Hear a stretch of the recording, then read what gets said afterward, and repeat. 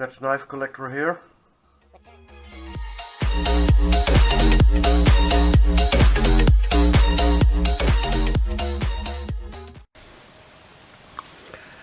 I was tagged by Christian, German channel. I will put a link in the description box to his channel, and it's about favorite steels in Germany. Amongst the German YouTube channels there is a tagging round amongst the channels about this subject. They call it Lieblingsstahle, so their favorite steels.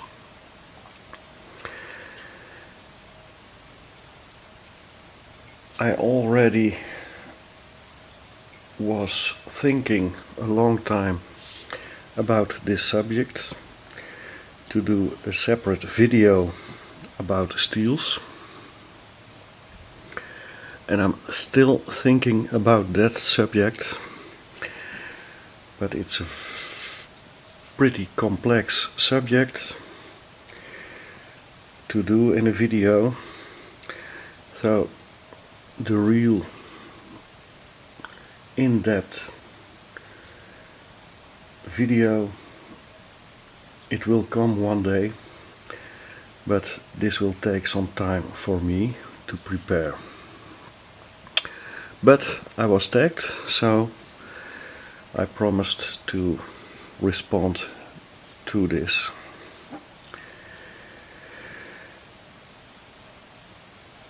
For knife steel there are several properties that are of importance. One of the most spoken properties is edge holding. So how long will a knife keep its edge, its sharpness? How long will the sharpness stay? And most of the time related with the steel of choice. Of course, we have a big variety of steels used for knives. The 420 series of steel, 440 series, the Chinese steels like CR3, CR3 MOV, 3R5, CR8 MOV, etc, etc. And then the very common used steels like VG10, 154 cm or CPM 154,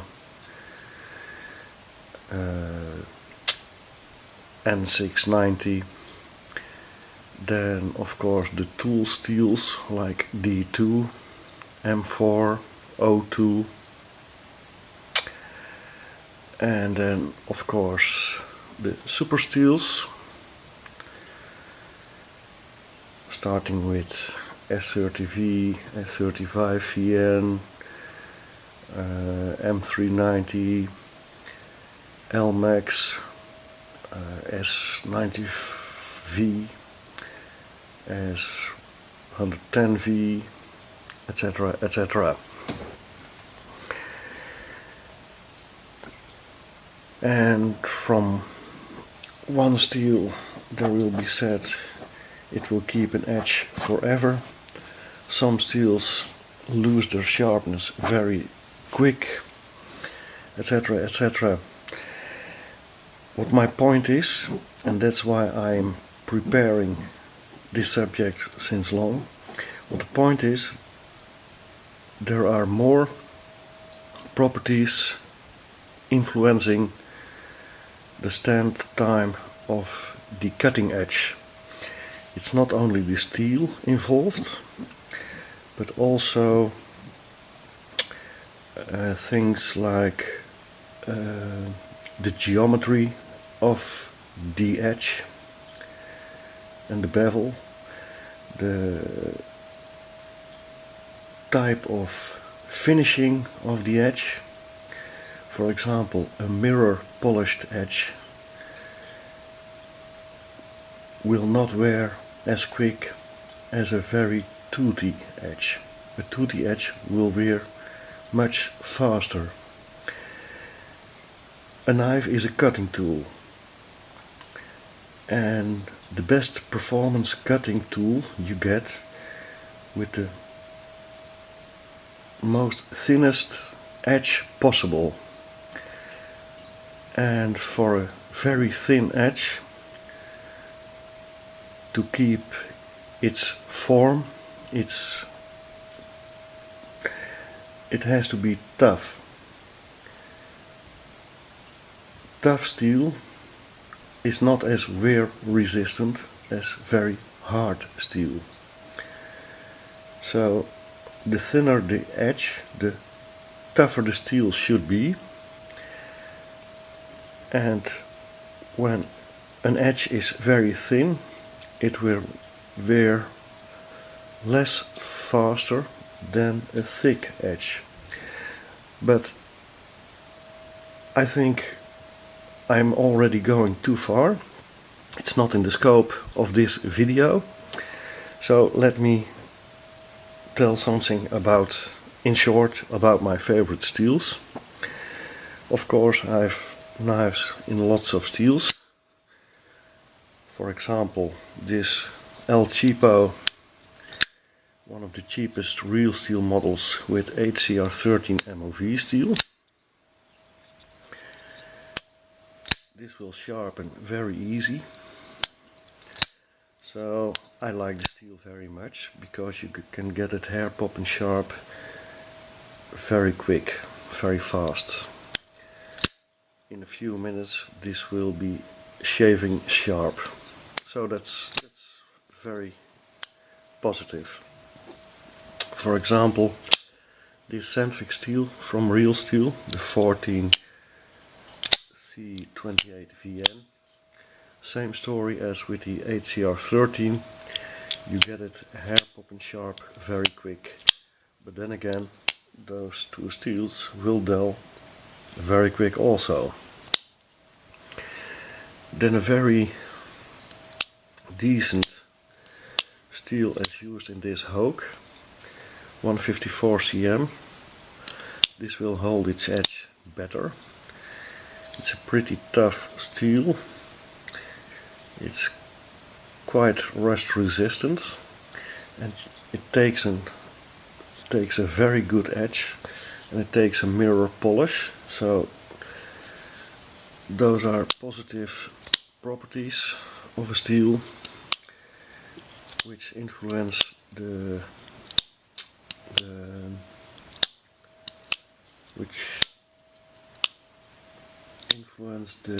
performance of the steel very well. Same with VG10 and 690, etc, etc. Then as an example for a tool steel, D2.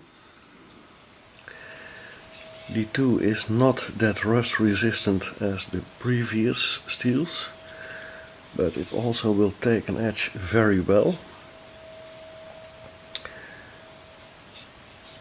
And tool steel is very wear resistant because it's developed especially for cutting tools, cutting material, cutting hard abrasive materials.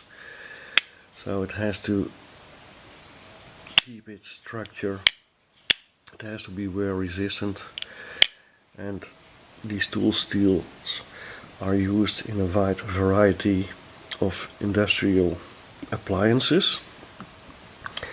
And I think I have read some time ago that the cutlery industry is only 1% of the steel production, or even less.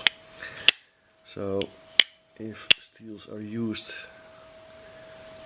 for making tools, they must be good, and then the cutlery adapts that kinds of steels. The same is with M4, also a tool steel. Also a high-speed tool steel. So they are very wear resistant, even when used on high-speed tool cutting appliances.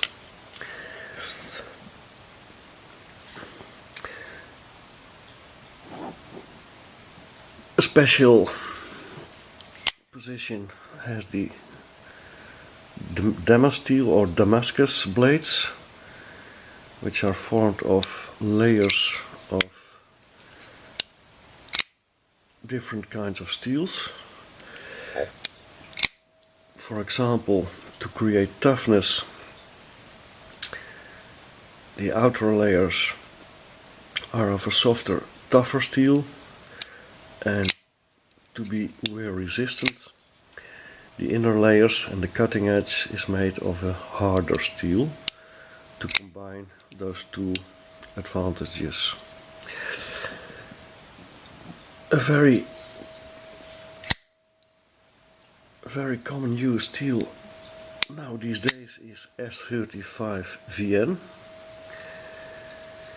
It's developed in the early 2000s in a collaboration between Chris Reeve, or not in the early 2000s, in the first decade of 2000, developed in a collaboration between Crucible and Chris Reeve, with cutlery as target, as goal, to develop a steel which is rust resistant, which is tough, which is hard enough to be wear resistant. So to find a balance point, and that brought S35VN, and it's a very common steel now these days, especially in the higher end production knives. And it came in place for a steel like S30V,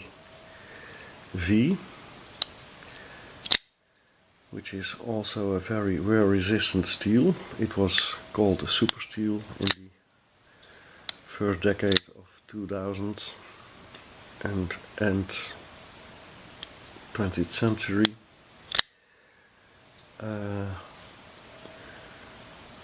In the field, difficult to sharpen without the proper tools, but now these days still common used in high-end production knives. S30V is a bit more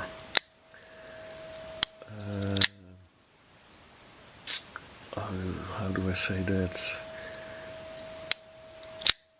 It's more prone to rust than S35VN, but then again it is a bit more wear resistant as S35VN. So there is always a pro and a con. Then one of the newer super steels is of course LMAX. It's developed by Beuler Udeholm.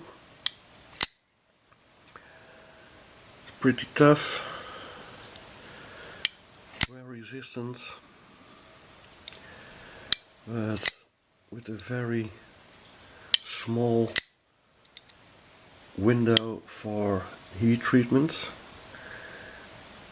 When LMAX is used, it should be hardened and tempered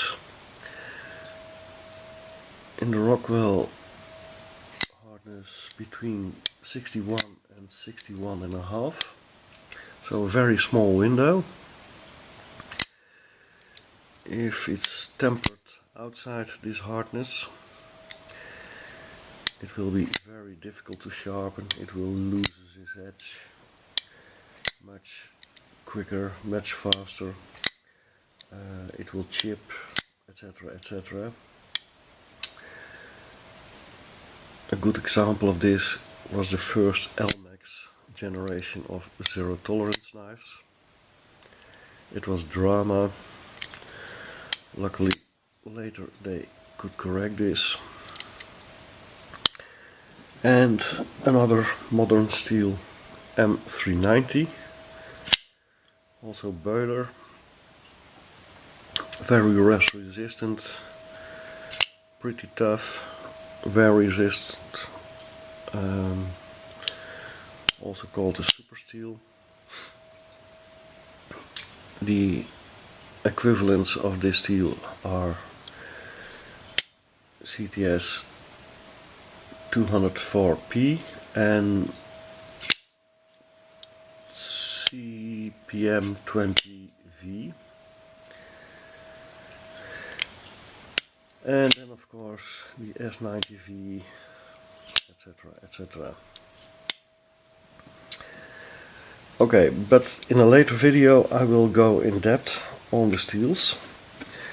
For those who like this subject, I recommend the website of Jake Fisher.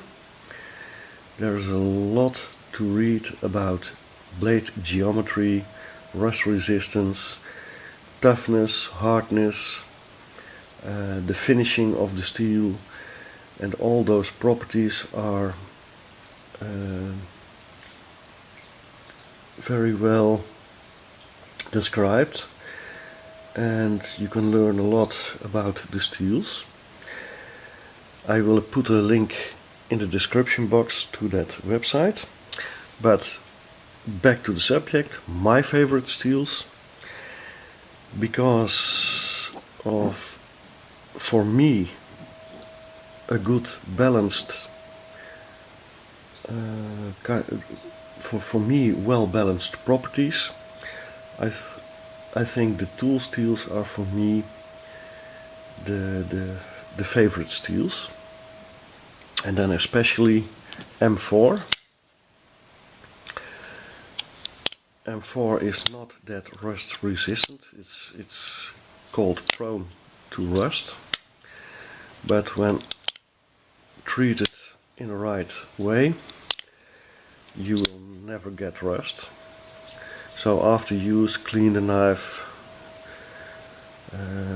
dry storage, use a little grease or oil to protect the steel, and of course the blade itself is coated. This is the Benchmade Contigo. It has zero coating, and as you can see there is no rust or whatsoever, and this knife is used and will be used. So M4 is for me my favorite steel, and that's because it can be sharpened, it can be stropped, it takes an edge, and you can almost get a mirror edge on it with patience. And you can, because it's tough, it can get very thin behind the edge, so it's very good in cutting. It will not chip that easily, and because it's also pretty hard, it doesn't roll either. So this is for me a very good balance of all those different steel properties in a knife. M4, my favorite, followed by D2, and then I'm very fond of CPM 154 or 154 CM.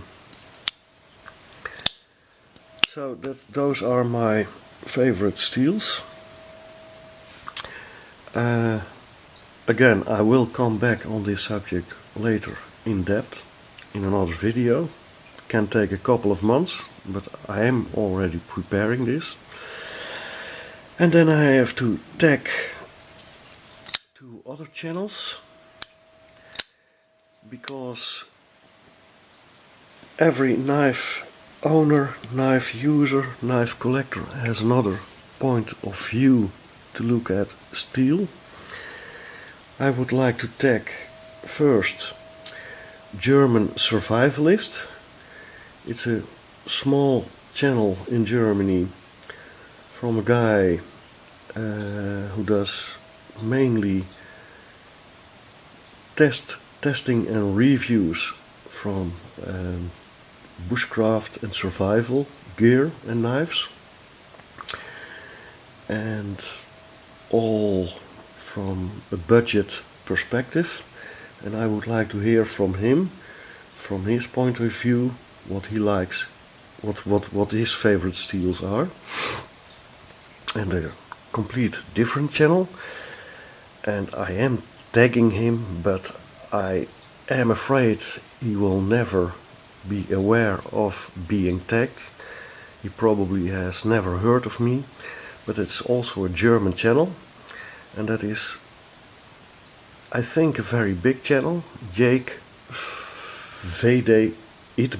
I don't know how to pronounce it, but the guy has a very huge collection of hunting knives, fighting knives, bushcraft style knives, all fixed blades. Very many collector's items, and I'm very curious about his perspective, his view, how he looks against the steels in a knife, what his thoughts about steel are. I hope someone will point him on this tagging video, and